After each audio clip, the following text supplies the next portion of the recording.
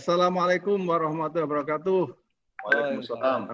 Selamat sore, Prof. Hamdan. Sore, Pak. Saya dengan Prof. Hamdan ini belum pernah ketemu ya seumur hidup itu. Saya ketemunya hanya di grup WA saja.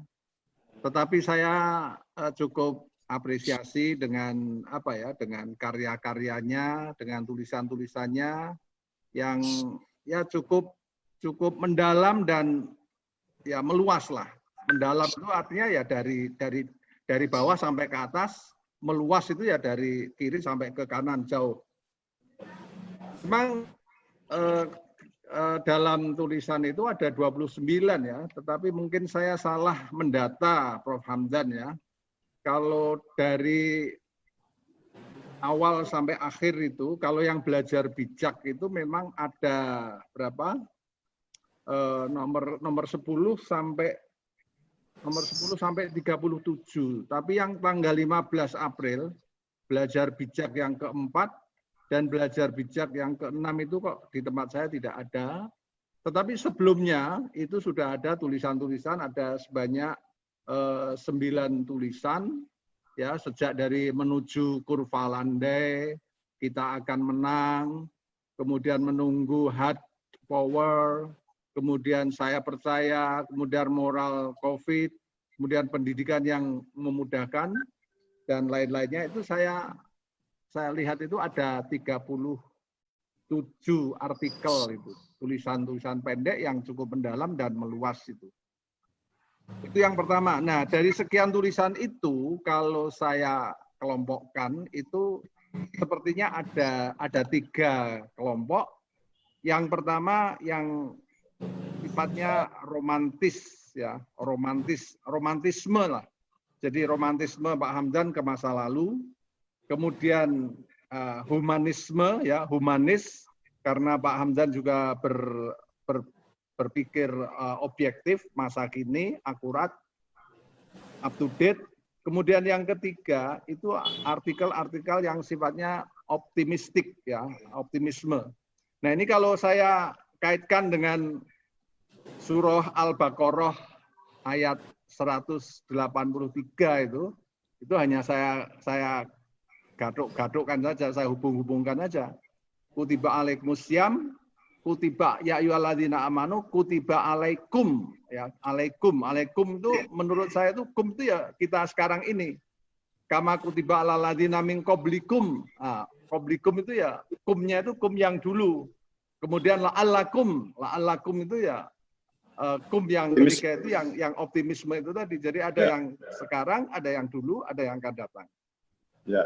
Nah, yang sifatnya romantis ya, romantisme masa lalu, Pak Hamdan menulis masa kecil itu sampai 2 kali, kemudian main peta umpet, kemudian rindu pulang kampung, maka masa kecil tanpa teknologi, karena kalau sekarang ini kelihatannya memang banyak yang tidak bisa menikmati seperti main umpet, seperti Pak Hamdan atau saya dulu ya. Nah, sekarang ini sudah terpengaruh oleh teknologi, yang teknologi itu sekarang disebut dengan digital. Nah, digital itu memang sangat mengganggu kebebasan seorang anak, apalagi anak kampung.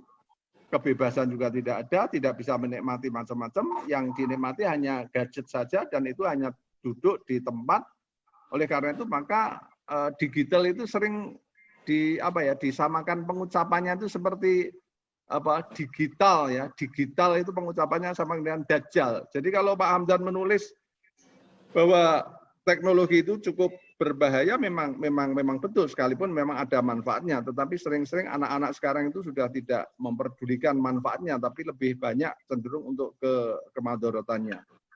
Ya, baik. Nah, kemudian yang kedua yang sifatnya humanis, di situ Pak Hamdan juga banyak menulis tentang kebersamaan, kemanusiaan, virus dapat mematikan manusia, ya, tetapi jangan sampai virus itu mematikan kemanusiaan, ya.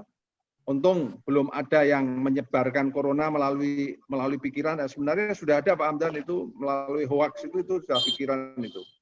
Kemudian yang ketiga tadi kaitannya dengan PLN tadi, guru sejatinya adalah cahaya dan penghancur kegelapan. Ya, ini guru itu ya mirip-mirip dengan PLN lah, pemberi sinar gitu. Kemudian yang sifatnya optimisme di awal Pak Hamdan menulis pada tanggal berapa itu 6 April itu saya percaya dengan pemerintah, percaya dengan dokter, percaya dengan masyarakat dan lain-lainnya. Kemudian juga Pak Hamdan kaitannya dengan kebersamaan, kemanusiaan juga menyebut bahwa musuh satu itu sudah banyak, tapi kawan 1000 itu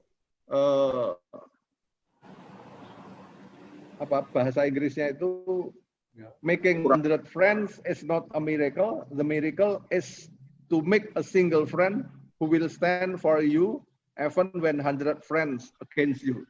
Jadi musuh satu itu sudah terlalu banyak, tetapi teman 1000 itu masih terlalu sedikit.